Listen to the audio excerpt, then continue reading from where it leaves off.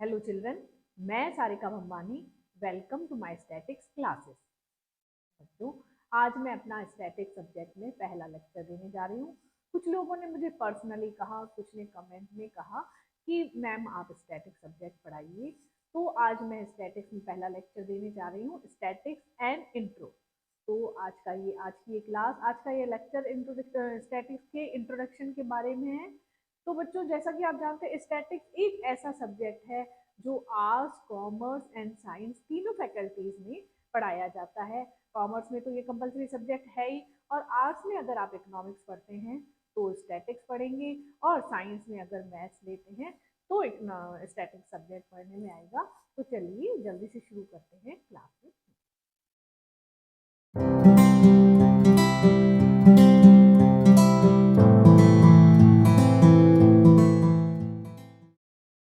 बच्चों, static subject के बारे में मैं कुछ बताना चाहूंगी।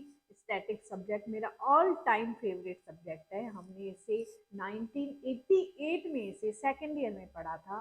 तब 10+2 का सिस्टम नहीं था एजुकेशन में। 11th क्लास के बाद कॉलेज जाते थे। कॉलेज में सेकेंड ईयर में हमें स्टैटिक सब्जेक्ट पढ़ाया गया था, जिसमें मैंने 99 आउट ऑफ 100 सिक्योर किए थे। और इसके बाद पीजी में भी हमें ये सब्जेक्ट, क्योंकि मैंने एबीएसटी से अकाउंट एंड बिजनेस स्टैटिक्स से मास्टर डिग्री ली, तो आगे भी ये सब्जेक्ट मास्टर्स में भी स्टैटिक्स को एक बड़े लार्ज स्केल, अच्छी तरह से बड़े लार्ज स्केल पे पढ़ाया गया। और इसी सब्जेक्ट के कारण स्टैटिकल डिपार्टमेंट में मेरी जॉब लगी एज एसओ। मैंने वॉलंटरी रिटायरमेंट लिया। तो ये सब्जेक्ट बड़ा ही इंटरेस्टिंग सब्जेक्ट है। और मैं ये चाहूंगी कि जैसे कोई बच्चा लैंग्वेज को ग्रास्प कर लेता है, एक बार अगर कोई अपनी भाषा सीख जाता है तो उसे लाइफ टाइम नहीं भूलता। इस तरह से मैं चाहती हूँ कि आप भी ये सब्जेक्ट मैं आपको इस तरह से पढ़ाऊंगी ताकि आप भी लाइफ टाइम तक याद रखें। हालांकि मेरे पास फैसिलिटीज इतनी नहीं है, डिजिटल बोर्ड नहीं है, टेक्निक्स इतनी नहीं है, लेकिन हाँ, मैं ये इंश्योर जरूर करूंगी कि मैं आपको जो भी पढ़ाऊंगी उसका कॉन्सेप्ट जरूर क्लियर करूंगी। तो चलिए आज शुरू करते हैं स्टैटिक्स का इंट्रो लेक्चर, और शुरू करते हैं क्लास।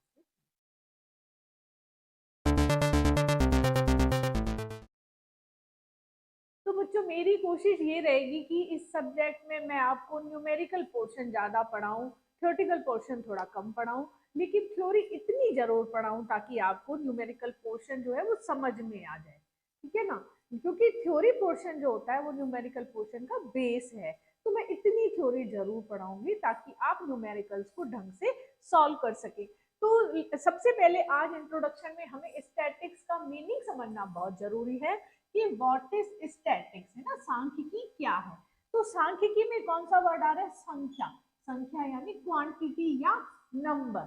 तो इस बेस पे हम देखें कि क्या हुआ स्टैटिक्स का meaning. Statics is the quantitative information, है ना? सांख्यिकी का मतलब क्या है? संख्यात्मक सूचना। जो संख्यात्मक सूचना है उसको क्या बोलते हैं? सांख्यिकी बोलते हैं। संख्यात्मक सूचना मतलब information in the form of numbers, है ना? अंकों के रूप में, नंबर्स के रूप में जो संख्या और सूचना व्यक्त की जाती है, जो इंफॉर्मेशन दी जाती है, उसे क्या बोलते हैं? स्टैटिक्स बोलते हैं, सांख्यिकी बोलते हैं। यानी इसे और क्या कहा जाता है? Quantification of facts and findings, यानी तथ्यों और सूचनाओं को अंकों में व्यक्त करना। जो भी फैक्ट्स हैं, फाइंडिंग्स है, जो भी तथ्य हैं, उनको किसके फॉर्म में प्रेजेंट करना? नंबर्स के फॉर्म में, डेटा के फॉर्म में, जिसको बोलते हैं क्वांटिटी के फॉर्म में व्यक्त करना। उसको क्या बोला जाता है? स्टैटिक्स बोला जाता है। लेकिन इसके लिए क्या होनी चाहिए? प्रॉपर टेक्निक्स एंड मेथड जरूर होने चाहिए। मतलब तथ्यों को या जो फाइंडिंग्स हैं, जो भी फैक्ट्स हैं, उनका क्वांटिफिकेशन करने के लिए, उनको परिमाणात्मक बनाने के लिए क्या होनी चाहिए? कुछ प्रॉपर टेक्निक्स एंड मेथड, तकनीकी और विधियां जरूर होनी चाहिए। मतलब रैंडमली उनको अंकों में व्यक्त नहीं किया जाना चाहिए। इसके लिए क्या है? प्रॉपर टेक्निक्स और मेथड्स है। ये टेक्निक्स और मेथड्स ही क्या कहलाते हैं? स्टैटिक्स कहलाते हैं। दूसरे शब्दों में कहा जाए तो स्टैटिक्स क्या है? एवरेज और एग्रीगेट ऑफ डेटा। ठीक है ना? आंकड़ों का औसत या समूह, जो किससे रिलेटेड है? That relates to some inquiry, जो किसी इंक्वायरी यानी अन्वेषण से रिलेटेड है। इंक्वायरी मतलब जैसे पॉपुलेशन ग्रोथ ऑफ इंडिया, है ना? इंक्वायरी जिसे रिसर्च कराई जाए, मान लीजिए इंडिया की पॉपुलेशन की ग्रोथ रेट कितनी है, उससे रिलेटेड कोई डेटा कलेक्ट किए जाए, या किससे रिलेट होने चाहिए, किसी फिनोमिना से, घटना से रिलेटेड होने चाहिए, घटना जैसे inverse relationship between price and demand of commodity, किसी वस्तु के मूल्य और उसकी मांग में विपरीत संबंध का अध्ययन किया जाए, उससे रिलेटेड कोई डेटा कलेक्ट किए जाए, तो यह क्या कहलाएंगे, स्टैटिक्स कहलाएंगे। यानी किसी घटना या इंक्वायरी से रिलेटेड आंकड़ों का औसत या समूह क्या कहलाएगा, स्टैटिक्स कहलाएगा। ठीक है ना। Quantitative information relating any individual is not static.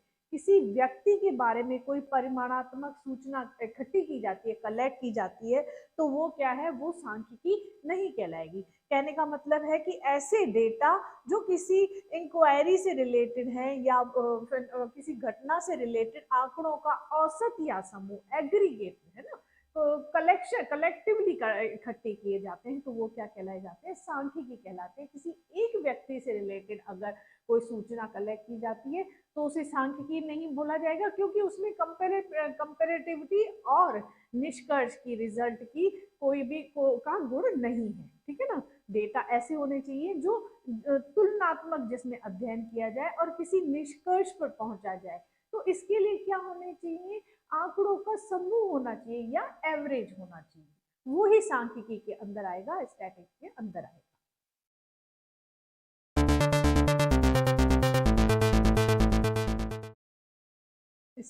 Statics की डेफिनेशन दो तरह से दी जा सकती है, यानी स्टैटिक्स को दो तरह से डिफाइन किया जाता है, एक तो प्लूरल सेंस में यानी बहुवचन के रूप में, और एक सिंगुलर सेंस में यानी कि एक वचन के रूप में। तो बहुवचन के रूप में यानी प्लूरल सेंस में स्टैटिक्स का मतलब न्यूमेरिकल डेटा या information in terms of numbers है। ठीक है ना। प्लूरल सेंस में इसका मतलब क्या है, स्टैटिकल का मतलब न्यूमेरिकल डेटा या जिसको कहा जाए information in terms of number, यानी कि आंकड़े या अंकों में व्यक्त की गई सूचना है। ठीक है ना। तो ये तो डेफिनेशन किस रूप में, प्लूरल सेंस में। और सिंगुलर सेंस में यानी एक वचन के रूप में स्टैटिक्स का मतलब स्टैटिकल मेथड और साइंस ऑफ स्टैटिक्स के है ना, स्टैटिक्स से है, यानी कि सांख्यिकी विज्ञान या सांख्यिकी विधियां। ये डेफिनेशन किस रूप में, किस फॉर्म में, सिंगुलर सेंस में ये डेफिनेशन है। इसको हम आगे और डिटेल में पढ़ेंगे। आप चाहें तो साथ साथ नोट्स बना सकते हैं, मैं थोड़ा बोर्ड पे इसको देख लीजिए, बोर्ड पे देख के आप नोट बना लीजिए।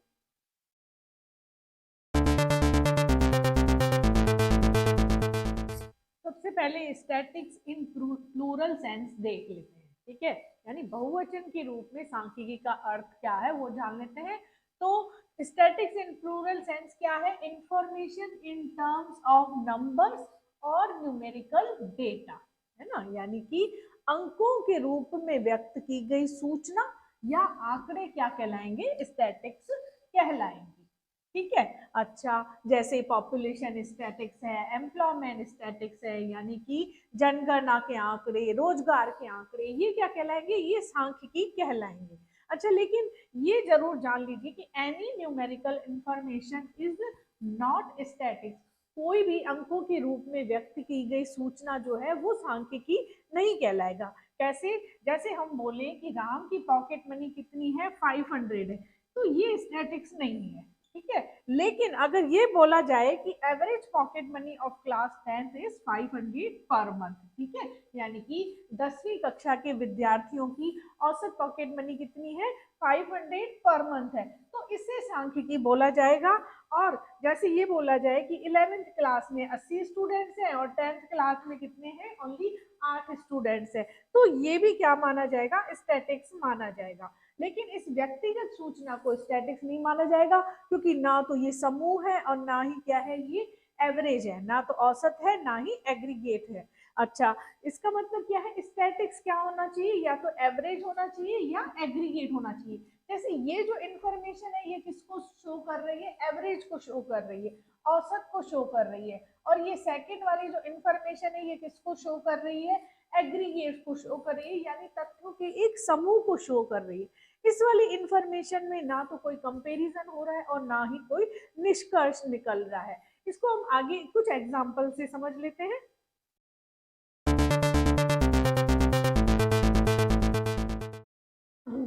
अच्छा, एक इम्पॉर्टेंट बात क्या है कि all statics are data but all data are not static. सभी जो सांख्यिकी है वो आंकड़े हैं, लेकिन सभी आंकड़े जो हैं वो सांख्यिकी नहीं है। कैसे, इसको हम एक एग्जांपल से देख लेते हैं। जैसे data which are not statics है ना, मैंने ये शॉर्ट में लिखा है, स्टैटिस्टिक्स को स्टैटिक्स करके शॉर्ट में लिखा है मैंने। Data which are not statics, ऐसे आंकड़े जो कि सांख्यिकी नहीं है। कौन कौन से हो सकते हैं वो, जैसे ये एग्जांपल्स हैं कुछ। जैसे फर्स्ट हम बोले कि काऊ हैज 4 legs, गाय की 4 टांगे। अब इसमें भी नंबर आ रहा है। अच्छा, Ram has 200 rupees in his pocket, Ram की जेब में 200 रुपए है। इसमें भी क्या आ रहा है, नंबर आ रहा है। थर्ड क्या है, 100 kilometre per hour speed truck with a women, एक 100 किलोमीटर प्रति घंटा चलने वाली ट्रक ने क्या कर दिया, एक वुमेन को क्या मार दी, औरत को टक्कर मार दी।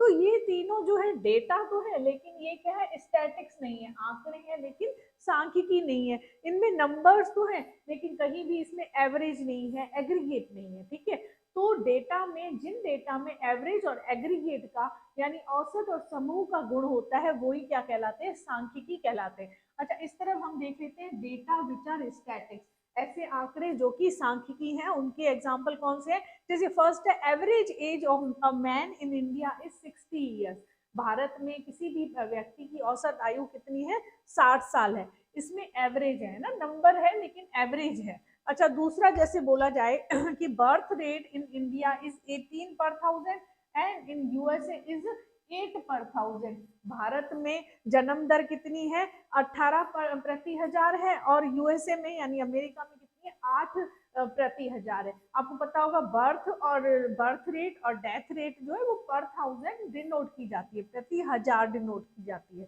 अच्छा, इसमें भी क्या है, कंपैरिजन हो रहा है डेटा में ना, डेटा का एग्रीगेटर समूह है तथ्यों का। अच्छा, तीसरा क्या है एग्जांपल, लास्ट ईयर इंडिया वोन 20 cricket matches and lost 10 matches. Last year क्या हुआ, भारत ने 20 मैच तो जीते क्रिकेट मैच और 10 मैच क्या किए, हारे।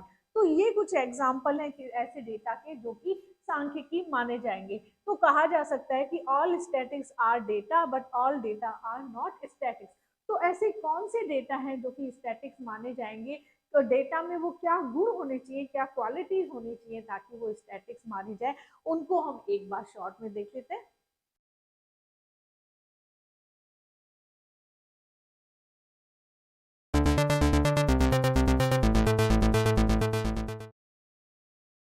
तो हम देख लेते हैं features of statics in plural sense और एज न्यूमेरिकल डेटा, यानी कि सांख्यिकी का बहुवचन के रूप में क्या फीचर्स हैं, या न्यूमेरिकल डेटा यानी कि आंकड़ों के रूप में सांख्यिकी के क्या फीचर्स है, क्या गुण है, कि कौन से ऐसे आंकड़े हैं जो सांख्यिकी माने जाएंगे। तो फर्स्ट तो उसमें है कि एग्रीगेट ऑफ फैक्ट्स, यानी कि तथ्यों का समूह। आंकड़े क्या होने चाहिए, तथ्यों का समूह होनी चाहिए। एक अकेली संख्या जो है, वन सिंगल इंडिविजुअल जो नंबर है वो क्या है, वो सांख्यिकी नहीं कहलाएगा।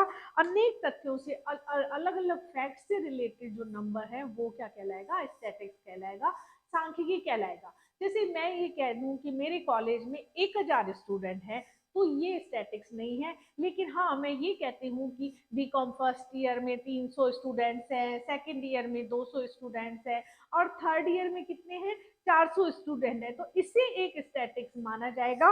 तो ऐसा कहा जाता है कि all statics is expressed in number but all numbers are not static. कहने का मतलब है कि सभी सांख्यिकी संख्याएं हैं, लेकिन सारी संख्याएं जो है वो सांख्यिकी नहीं है। दूसरा फीचर स्टैटिक्स का क्या है कि न्यूमेरिकली एक्सप्रेस्ड, यानी कि संख्याओं में व्यक्त। सांख्यिकी को क्या है, संख्याओं में व्यक्त किया जाता है। यानी कि स्टैटिक्स जो है वो क्वांटिटेटिव फैक्ट्स हैं, क्वालिटेटिव फैक्ट्स नहीं है, मतलब मात्रात्मक तथ्य है, ना कि गुणात्मक तथ्य। क्वालिटेटिव फैक्ट्स क्या होते हैं, गुणात्मक तथ्यों को क्या है, सांख्यिकी नहीं माना जाता। गुणात्मक तथ्य कैसे होते हैं, जैसे छोटा बड़ा अमीर गरीब, इनको सांख्यिकी में कंसीडर, स्टैटिक्स में कंसीडर नहीं किया जाता है। जैसे एग्जांपल एग्जाम्पल में हम ये कहें कि इरफान पठान लंबा है और सचिन तेंदुलकर छोटा है, तो इसको स्टैटिक्स नहीं माना जाएगा, सांख्यिकी नहीं माना जाएगा। हाँ, लेकिन अगर दोनों की लंबाई ली जाती है, जैसे इरफान पठान की लंबाई 6 फीट है और सचिन तेंदुलकर की लंबाई कितनी है, 5 फीट है, तो इसे जरूर स्टैटिक्स माना जाएगा। यानी कि स्टैटिक्स में डेटा का क्या गुण होना चाहिए, न्यूमेरिकल एक्सप्रेशन का गुण होना चाहिए। तीसरा फीचर है मल्टीप्लिसिटी ऑफ कॉसेज, यानी कि अनेक कारण। जो सांख्यिकी में डेटा है वो अनेक कारणों से प्रभावित होते हैं, किसी एक कारण से प्रभावित होने वाले आंकड़ों को सांख्यिकी में शामिल नहीं किया जाएगा, क्योंकि अगर वो एक कारण जो है, अगर एक कारण से प्रभावित होते हैं वो आंकड़े, अगर उस कारण को हटा दिया जाए तो ये क्या हो जाएंगे, नॉर्मल डेटा हो जाएंगे। जैसे एग्जाम्पल के तौर पे हम कहें कि प्राइस में, किसी भी कमोडिटी की, किसी भी वस्तु की प्राइस में कितनी बढ़ोतरी हो रही है, 30% इंक्रीज हो रहा है, 30% बढ़ोतरी हो रही है, तो इस बढ़ोतरी का कारण क्या होगा, डिमांड में वृद्धि है ना, increase in demand and decrease in supply, पूर्ति में कमी हो गई या टैक्सेस बढ़ गए, तो इन सभी कारण से क्या हो गया, प्राइस में बढ़ोतरी हो गई। यानी किसी भी वस्तु की जो मूल्य है उसको प्रभावित करने के लिए अनेक कारण होते हैं, तो ऐसे जो डेटा जो कि अनेक कारणों से प्रभावित होते हैं उन्हें ही क्या किया जाता है, स्टैटिक्स में इंक्लूड किया जाता है। फोर्थ इसका फीचर है रीजनेबल एक्यूरेसी, यानी कि उचित मात्रा में शुद्धता। सांख्यिकी में आंकड़ों को एकत्रित करते वक्त शुद्धता के उचित स्तर का ध्यान जरूर रखना चाहिए। ये किस पे डिपेंड करता है, depends upon nature, objective, size of investigation.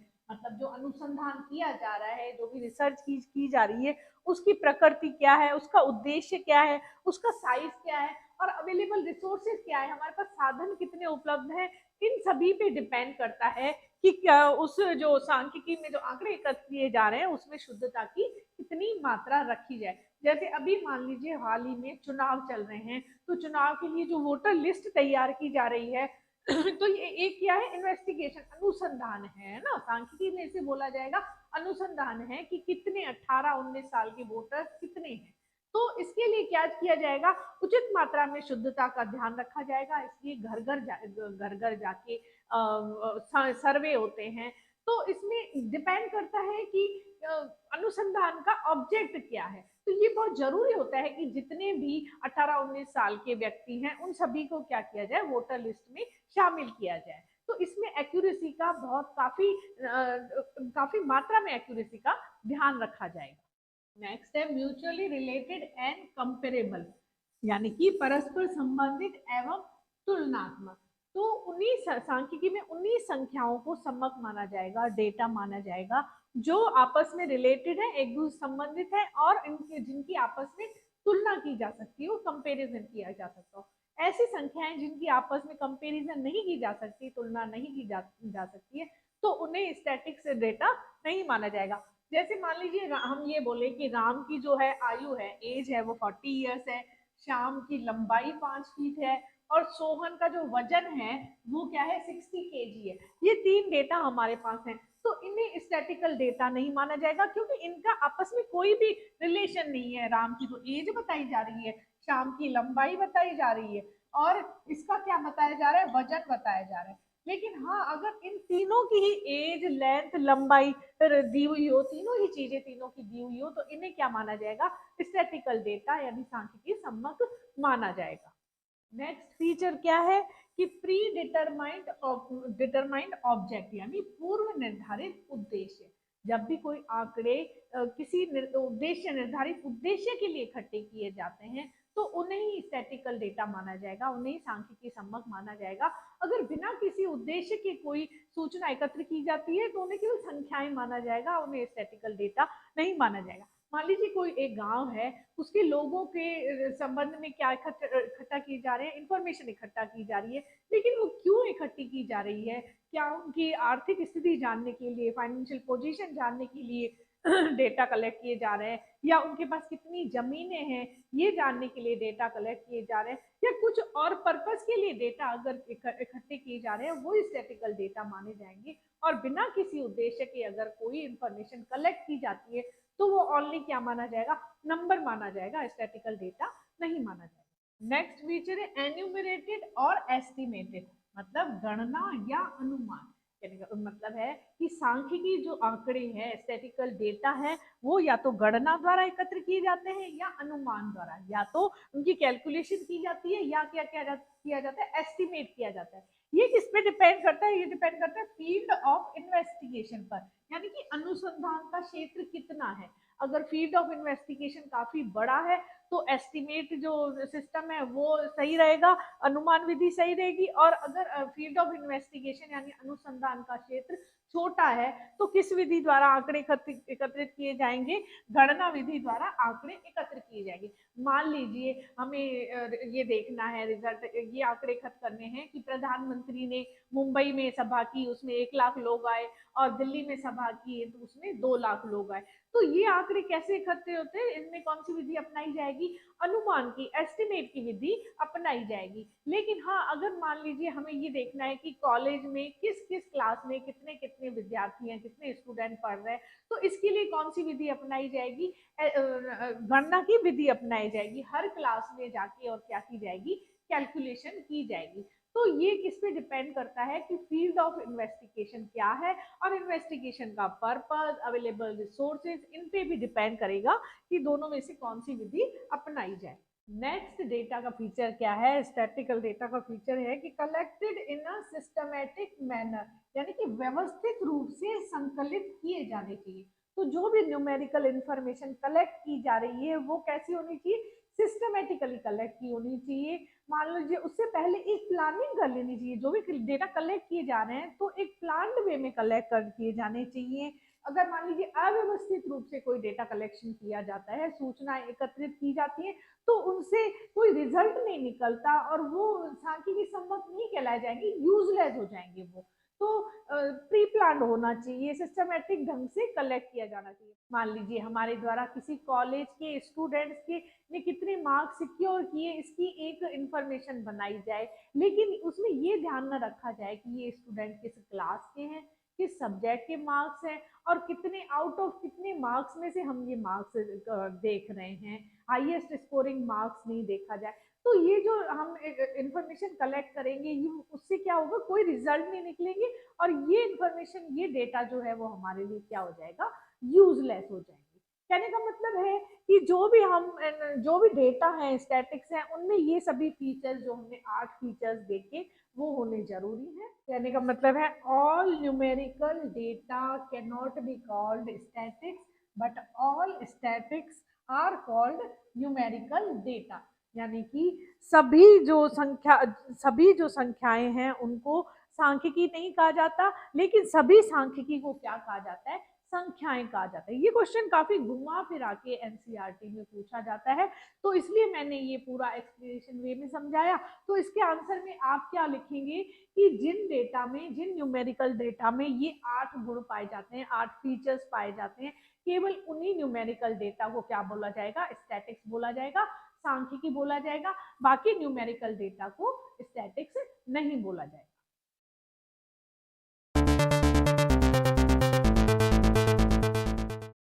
अब देख लेते हैं स्टैटिक्स एज सिंगुलर नाउन, यानी कि सांख्यिकी की एकवचन के रूप में क्या परिभाषा है, एकवचन के रूप में सांख्यिकी का क्या अर्थ है। तो एकवचन के रूप में as a singular noun, statics is science of statics और स्टैटिकल मेथड, है ना। एकवचन के रूप में सांख्यिकी का अर्थ किससे? सांख्यिकी विज्ञान या सांख्यिकीय विधियों से। ठीक है, जो किससे रिलेटेड है? Relating to collection, classification, presentation, analysis and interpretation of data, जो कि सम्मकों के संकलन, कलेक्शन यानी संकलन, क्लासिफिकेशन यानी वर्गीकरण, प्रेजेंटेशन यानी प्रस्तुतिकरण, और एनालिसिस मतलब विश्लेषण और निर्वचन से संबंधित है। ऐसी सांख्यिकी विधियां जो सम्मकों के संकलन, वर्गीकरण, प्रस्तुतिकरण, विश्लेषण और निर्वचन से संबंधित है, तो सिंगुलर नाउन के रूप में सांख्यिकी को इन मेथड या सांख्यिकी विज्ञान के रूप में परिभाषित किया जाता है।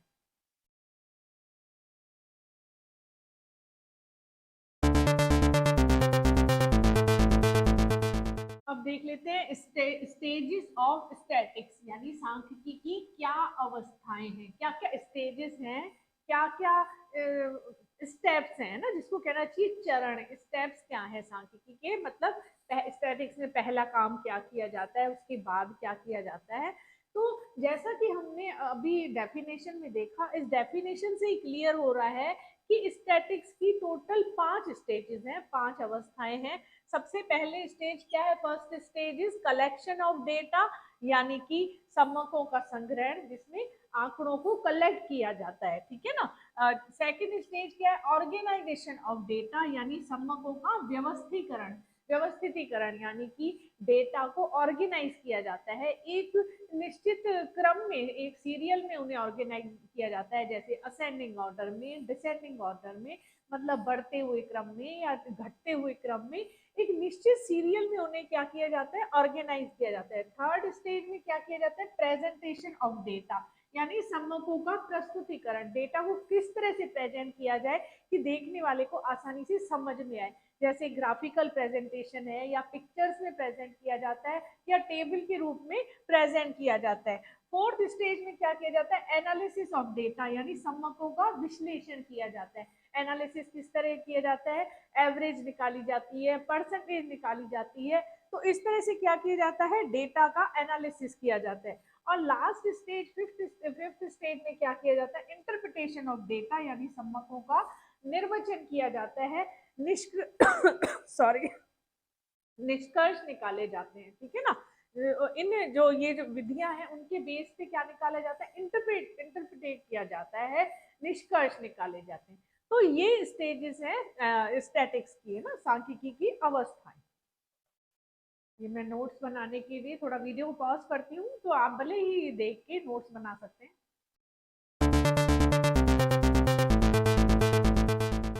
अब हम देख लेते हैं नेचर ऑफ स्टैटिक्स, यानी सांख्यिकी की प्रकृति क्या है। सांख्यिकी आर्ट और साइंस है ना, सांख्यिकी कला है या विज्ञान है। तो इसको समझने के लिए पहले हमें समझना होगा कि आर्ट क्या होता है, कला क्या होती है, और साइंस क्या होता है, विज्ञान किसको बोलते हैं। आर्ट यानी कला क्या होता है, स्किल और समथिंग दैट नीड्स स्किल, है ना। कला को क्या बोलते, क्या बोला जाता है, स्किल और something needs skill is called art, यानी किसी भी कार्य को करने की विशेष योग्यता को क्या बोला जाता है, कला बोला जाता है ना। जैसे ड्राइंग की कला, पेंटिंग की कला, है ना, ये एक आर्ट है। तो स्टैटिक्स भी इस तरह से, इस लिहाज, इस डेफिनेशन के हिसाब से सांख्यिकी की भी एक कला है, क्योंकि इसमें डेटा का कलेक्शन, ऑर्गेनाइजेशन, प्रेजेंटेशन, एनालिसिस और इंटरप्रिटेशन करने की एक आर्ट है। तो ये इन सब विधियों को अपनाने के लिए एक व्यक्ति में क्या होनी चाहिए, विशेष योग्यता होनी चाहिए, तभी वो ये सब काम कर सकता है। अच्छा, फिर देखते हैं कि साइंस, है ना, विज्ञान क्या होता है। तो सिस्टमेटिक नॉलेज को क्या बोला जाता है, विज्ञान बोला जाता है ना। Science is the systematic knowledge covering general truth, जिसमें कुछ सामान्य सच होते हैं, ठीक है ना। जैसे सूरज पूरब से उगता है, ऊपर से नीचे चीज को, किसी चीज को नीचे फेंका जाएगा, ऊपर से किसी चीज को फेंका जाएगा तो वो क्या गिरेगी, नीचे आके गिरेगी।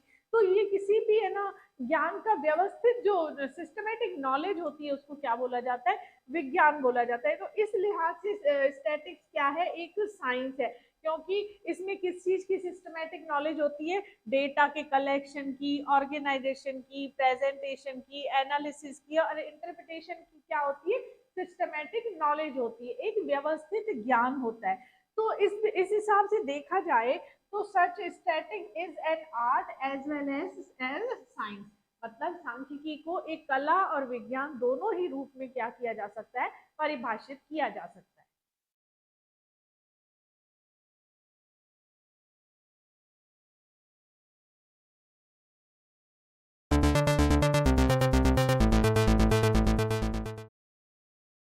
अब देख लेते हैं सब्जेक्ट मैटर ऑफ स्टैटिक्स, यानी कि सांख्यिकी की विषय सामग्री। तो स्टैटिक्स के दो कंपोनेंट्स हैं, एक तो डिस्क्रिप्टिव स्टैटिक्स, यानी कि जिसको बोलते हैं विवरणात्मक सांख्यिकी, और दूसरा इन्फरेंशियल स्टैटिक्स, जिसको बोलते हैं निष्कर्षात्मक सांख्यिकी, इसको अनुमानात्मक सांख्यिकी भी बोला जाता है। तो देखते हैं कि डिस्क्रिप्टिव स्टैटिक्स क्या होती है। डिस्क्रिप्टिव स्टैटिक्स यानी विवरणात्मक सांख्यिकी से अभिप्राय उन तकनीकों से हैं, उन टेक्निक से हैं जो कि डेटा के कलेक्शन, प्रेजेंटेशन और एनालिसिस के लिए यूज की जाती है। ठीक है ना, ये किससे रिलेटेड होती है? Related to measures of central tendency यानी केंद्रीय प्रवृत्तियों के मापों से संबंधित होती है।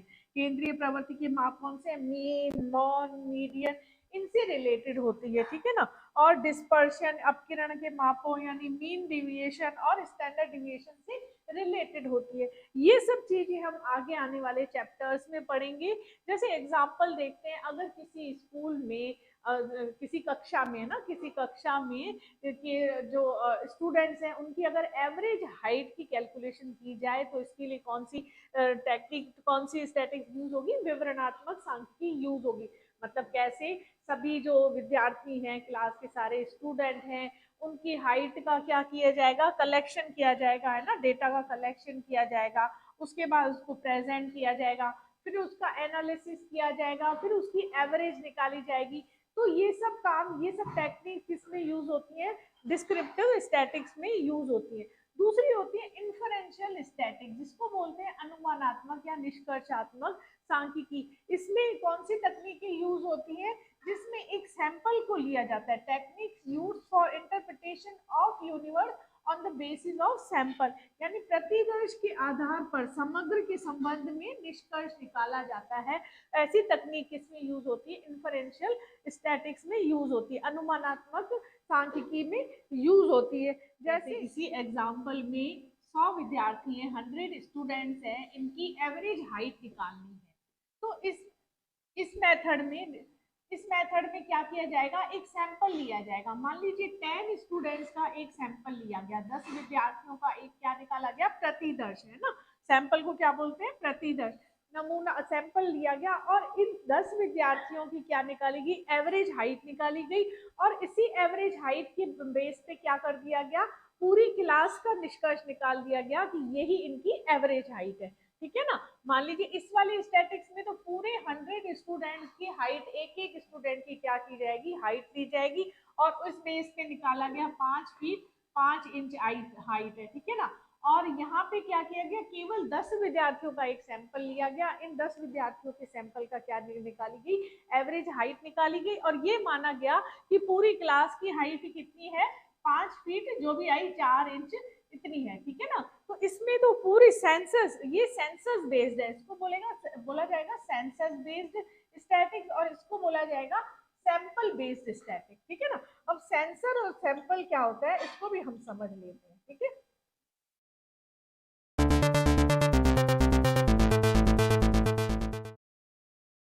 यहाँ पे ये जानना इंटरेस्टिंग होगा कि स्टैटिक्स में जनसंख्या को अलग ही मीनिंग में यूज किया जाता है। जनसंख्या यानी सेंसस मतलब अध्ययन की सभी मद या इकाइयों का समूह, यानी all units of investigation is called census. ठीक है। जबकि सैंपल, जिसको हिंदी में बोलते हैं प्रतिदर्श या नमूना, इसका मतलब क्या है? चुनी हुई इकाइयां, सेलेक्टेड यूनिट्स फ्रॉम सेंसस, है ना। इस समग्र में से जो चुनी हुई इकाइयां जिसपे अध्ययन किया जाता है उसको क्या बोला जाता है?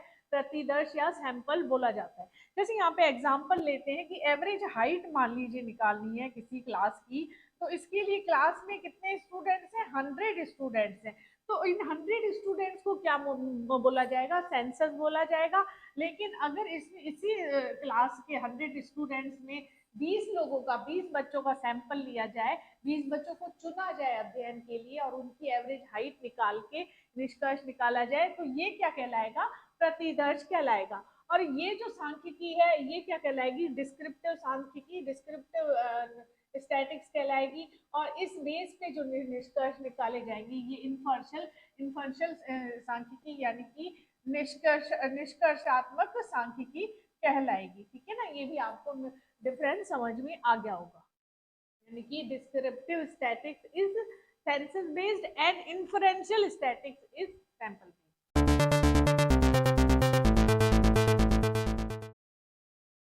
अब देख लेते हैं स्टैटिक्स की लिमिटेशंस, सांख्यिकी की क्या सीमाएं।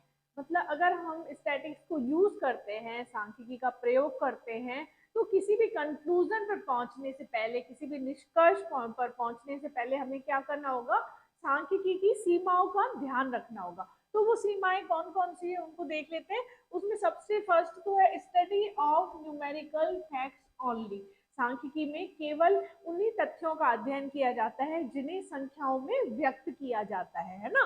केवल संख्यात्मक तथ्यों का अध्ययन ही सांख्यिकी में किया जा सकता है, गुणात्मक तथ्यों का अध्ययन नहीं किया जा सकता। नॉट क्वालिटेटिव फैक्ट्स है ना, सांख्यिकी में ऐसे तथ्यों का अध्ययन नहीं किया जा सकता जिन्हें संख्याओं में व्यक्त नहीं किया जा सकता, जैसे ईमानदारी, सच्चाई, न्याय, देश प्रेम, या किसी भी उसके आईक्यू चेक कर रहा हो, किसी भी आदमी की बुद्धिमत्ता चेक करनी है, तो इन तथ्यों का अध्ययन सांख्यिकी में नहीं किया जा सकता। दूसरी लिमिटेशन है स्टडी ऑफ एग्रीगेट्स ओनली, केवल समूहों का अध्ययन है ना। स्टैटिक्स में केवल एग्रीगेट्स यानी समूहों का अध्ययन किया जाता है, not of any individual unit, किसी भी व्यक्तिगत इकाई का अध्ययन सांख्यिकी में नहीं किया जाता है। जैसे ये बोला जाए कि एक अध्यापक की, टीचर की इनकम कितनी है, 50,000 रुपीज है, ठीक है ना। हमारे ही स्कूल के किसी अध्यापक की टीचर कितनी है, 50,000 है, तो इससे सांख्यिकी की विषय सामग्री नहीं माना जाएगा।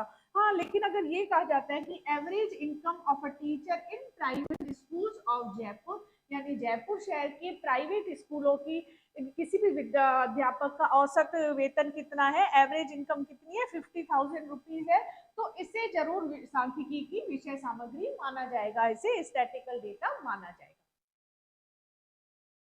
थर्ड लिमिटेशन क्या है, homogeneity of data and essential requirement, ठीक है ना, यानी कि आंकड़ों में सजातीयता का गुण होना आवश्यक है। स्टैटिक्स में ये जरूरी है कि जो भी डेटा कलेक्ट किए जाएं, जो भी आंकड़े एकत्र किए जाएं, वो क्या होने चाहिए, एक ही गुण को प्रकट करने वाले होने चाहिए, यानी कि रिलेटेड टू कॉमन फैक्टर, ठीक है ना, एक ही कॉमन फैक्टर को शो करने वाले होने चाहिए। अगर मान लीजिए वो एक ही गुण से संबंधित नहीं होते हैं, तो उनमें आपस में क्या नहीं किया जा सकता, कंपैरिजन नहीं किया जा सकता है। जैसे मान लीजिए किसी भी एरिया के में कपड़े का उत्पादन कितना हुआ और अनाज का उत्पादन कितना हुआ, इसका कंपैरिजन किया जाए, तो ये कंपैरिजन पॉसिबल थोड़ा कम है, क्योंकि कपड़ा जो है वो किसमें, उसको उसको किसमें मेजर किया जाता है, मीटर में मेजर किया जाता है, और अनाज को किसमें मेजर किया जाता है, अनाज का जो प्रोडक्शन होगा उसको किसमें मेजर किया जाएगा, टन में मेजर किया जाएगा। तो इन दोनों में कंपैरिजन थोड़ा डिफिकल्ट हो जाता है।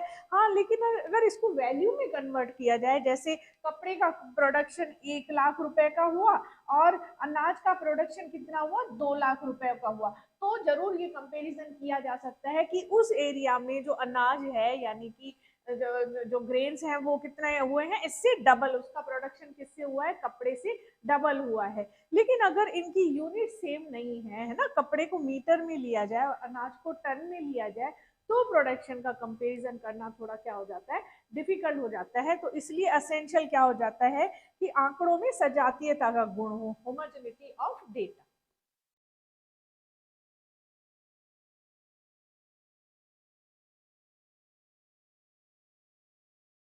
नेक्स्ट लिमिटेशन क्या है, result are true on an average, है ना।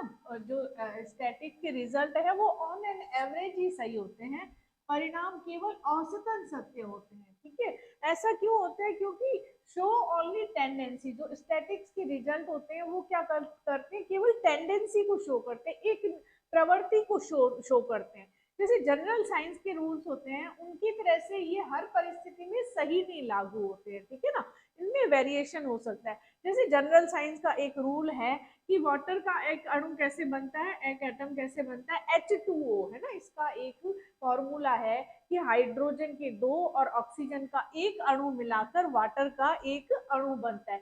तो हर बार ही ये क्या है, जितनी बार भी इसका प्रयोग किया जाएगा ये सही बैठेगा। लेकिन स्टैटिक्स में जैसे देखा जाए कि per capita income in India is 50,000 per annum, ठीक है ना, ये माना जाता है कि भारत में प्रति व्यक्ति आय कितनी है, 50,000 रुपए प्रति वर्ष है।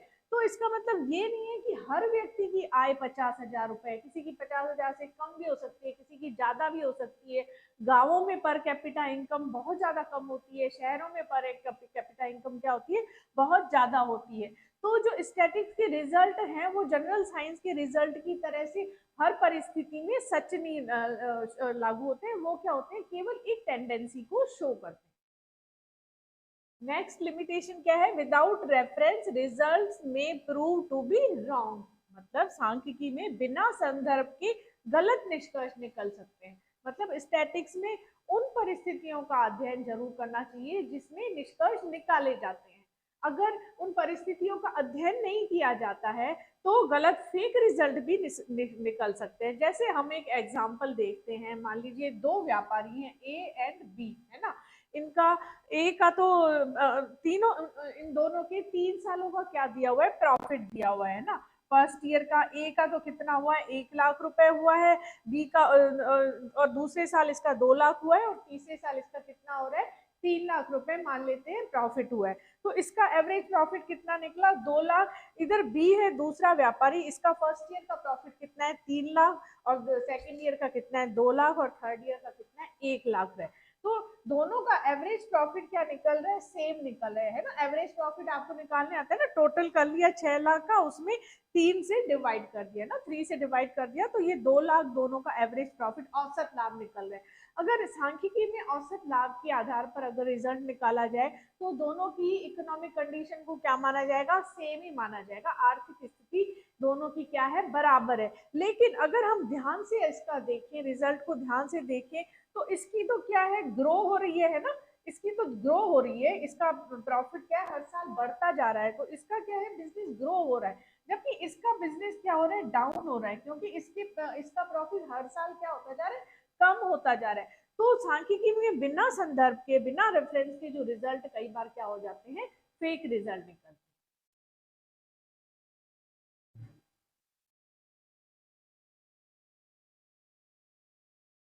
नेक्स्ट, स्टैटिक्स की लिमिटेशन क्या है, can be used only by expert, केवल विशेषज्ञों द्वारा ही प्रयोग। मतलब सांख्यिकी का यूज केवल उन व्यक्तियों द्वारा किया जाना चाहिए जिनको सांख्यिकी का यानी कि स्टैटिक्स का स्पेशल नॉलेज हो, उनको विशेष ज्ञान हो।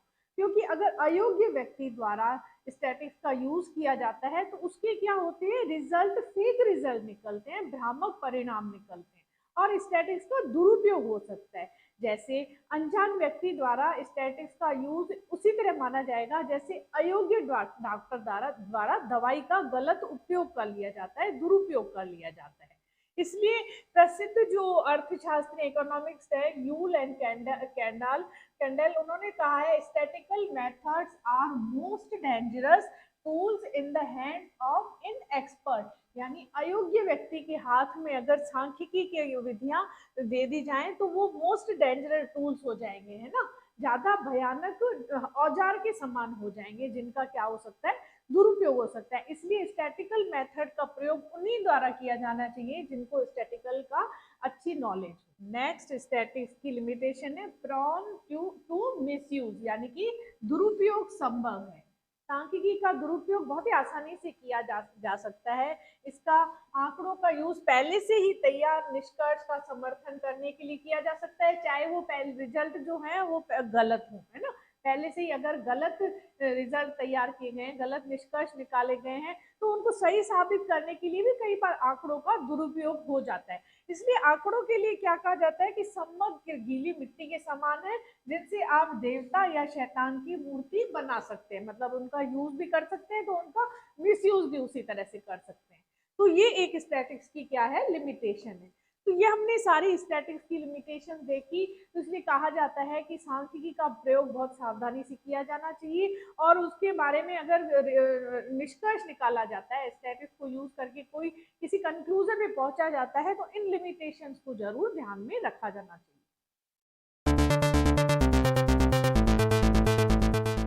अच्छा, एक चीज और ध्यान में रखनी चाहिए कि statistical methods are not substitute of common sense. ठीक है ना, जो सांख्यिकीय विधियां हैं वो सामान्य बुद्धि का स्थानापन्न नहीं है।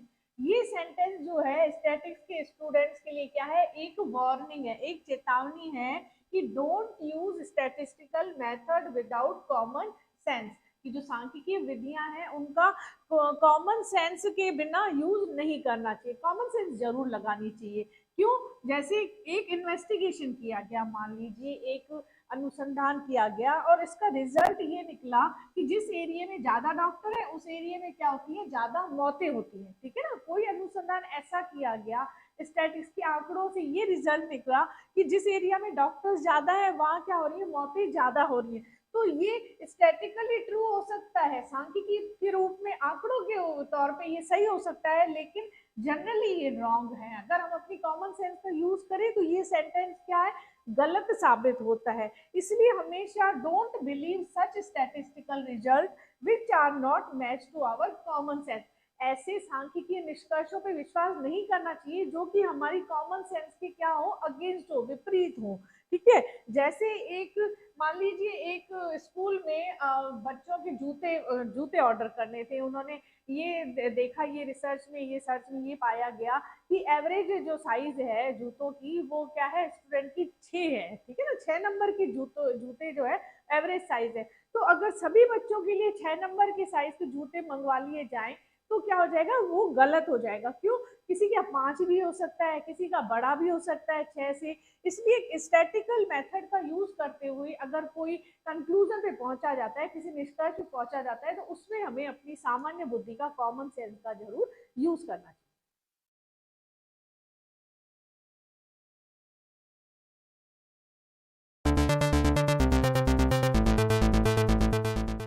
अच्छा, स्टैटिक्स के बारे में कुछ ऐसी बातें भी बोली जाती है जिनको सुनकर आप हैरान हो जाएंगे, है ना।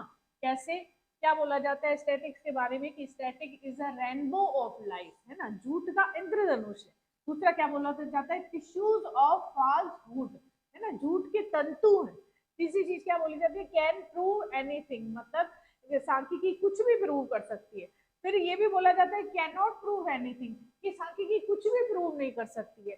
और क्या बोला जाता है कि static is like clay can make a God और डेविल, कि सांख्यिकी जो है एक गीली मिट्टी के समान है जिससे आप चाहे तो देवता की भी मूर्ति बना सकते हैं और चाहे तो एक शैतान की भी मूर्ति बना सकते हैं। डिजराइली जी ने तो यहाँ तक कहा है कि there are 3 types of lies, lies, damned lies and static.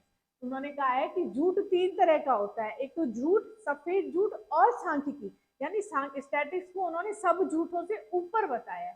तो ऐसा क्यों कहा जाता है, इसका कारण क्या है? इसका कारण क्या है कि people easily trust on data.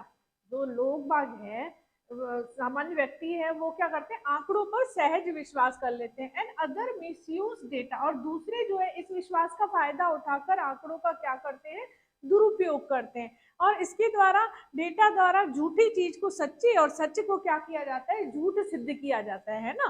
Can prove false to true and true to false, है ना, ये समकों का यूज करके झूठ को सच और सच को क्या किया जाता है, झूठ साबित किया जाता है। इसको तो एक एग्जांपल से समझ लेते हैं। मान लीजिए गवर्नमेंट जो है, इंडियन गवर्नमेंट ये क्लेम करती है कि भारत में पर कैपिटा इनकम में 2022 में पर कैपिटा इनकम में कितनी इंक्रीज हुआ है, 17% का इंक्रीज हुआ है। जबकि अपोजिशन ये क्लेम करता है कि नहीं, प्रति व्यक्ति आय जो 2022 में प्रति व्यक्ति आय में कितनी इंक्रीज हुआ है, केवल 5% इंक्रीज हुआ है। अच्छा, स्टैटिकली देखा जाए, आंकड़ों द्वारा देखा जाए तो दोनों की बात क्या है, सच है। लेकिन फर्क क्या है कि जो गवर्नमेंट के आंकड़े हैं वो किस पे बेस्ड है, प्रेजेंट प्राइस इंडेक्स पर बेस्ड है। वर्तमान में जो कीमतें हैं, 2022 में जो वर्तमान कीमतें हैं उनको आधार माना गया। जबकि अपोजिशन ने किसको आधार माना, 2011-12 का जो प्राइस इंडेक्स था उसको आधार मानकर उसने ये इंक्रीज और डिक्रीज निकाला। कहने का मतलब है कि अपनी बात को सही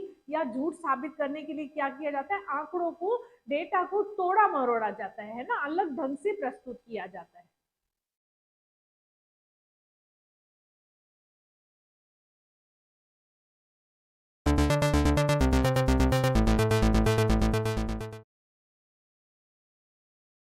तो स्टैटिक्स पे अविश्वसनीयता के कारण क्या है, डिस्ट्रस्ट ऑफ स्टैटिक्स की रीजन क्या है ना। इसमें सबसे फर्स्ट रीजन तो क्या है, different kind of static for given problem, यानी एक ही जो समस्या दी हुई होती है उसके लिए क्या होते हैं, विभिन्न तरह के आंकड़े प्रस्तुत किए जाते हैं। दूसरा कारण क्या है, statics can be alter to prove predetermined result, कि पूर्व निर्धारित जो निष्कर्ष है उसको प्रूव करने के लिए, उसको सिद्ध करने के लिए क्या किया जाता है, आंकड़ों को बदला जाता है। Presented in such a manner to confuse reader, इस तरह से आंकड़ों को प्रस्तुत किया जाता है कि पढ़ने वाला ही बेचारा कंफ्यूज हो जाए। फोर्थ क्या है, statics are collected in a partial manner, मतलब पक्षपात पूर्ण ढंग से क्या किया जाता है, आंकड़ों को कलेक्ट किया जाता है, आंकड़ों को एकत्र किया जाता है। तो इससे क्या हो जाता है, सांख्यिकी में जो हो जाता है विश्वसनीयता नहीं रहती है ना, अविश्वसनीय हो जाते हैं आंकड़े। कहने का मतलब है data can not prove anything, सांख्यिकी जो है समग्र खुद कुछ भी सिद्ध नहीं कर सकते, ये तो डिपेंड ऑन यूजर, ये तो उसके प्रयोग करने वाले पर निर्भर है कि वो क्या प्रूव करना चाहता है। ये स्टैटिक्स क्या है, statics is like a tool in hand of statistician, है ना, सांख्यिकी विद के हाथ में एक औजार के समान है, ठीक है ना, जो सांख्यिकी है वो इसके यूजर के हाथ में जैसे किसी के हाथ में औजार थमा दिया जाता है, इसी तरह से है ये।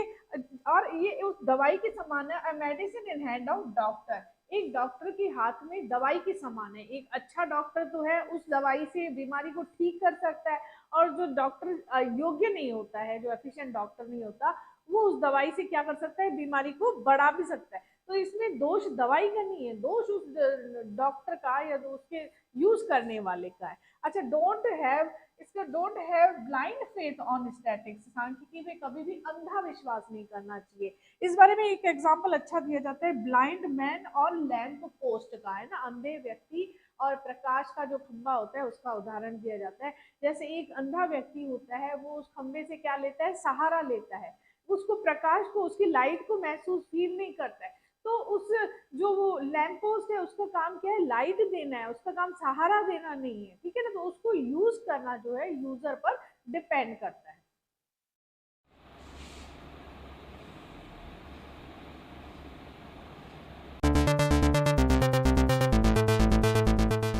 तो फिर सांख्यिकी के प्रति अविश्वास को किस तरह दूर किया जाए, तो इसके लिए कुछ आइडियाज हैं, कुछ उपाय अपनाने चाहिए। जैसे फर्स्ट तो है कंसिडरेशन ऑफ स्टैटिस्टिकल लिमिट्स, यानी कि सांख्यिकी का प्रयोग करते वक्त और सांख्यिकी से जो निष्कर्ष निकलते हैं, निष्कर्ष निकालने से पहले क्या करना चाहिए, जो सांख्यिकी की सीमाएं हैं उनको ध्यान में रखना चाहिए। दूसरा क्या हो सकता है इसका, कि नो बायस, यानी कि जो स्टैटिकल विधियां हैं उनका पक्षपातपूर्ण, पक्षपात रहित यूज करना चाहिए। जो यूज करने वाला है, इन्वेस्टिगेटर है यानी अनुसंधान करता है, उसको बिल्कुल बायस नहीं होना चाहिए, ठीक है, पक्षपात रहित होना चाहिए। थर्ड है एप्लीकेशन बाय एक्सपर्ट, जो स्टैटिस्टिकल मेथड्स हैं उनका किसके द्वारा यूज किया जाना चाहिए, एक्सपर्ट द्वारा यूज किया जाना चाहिए।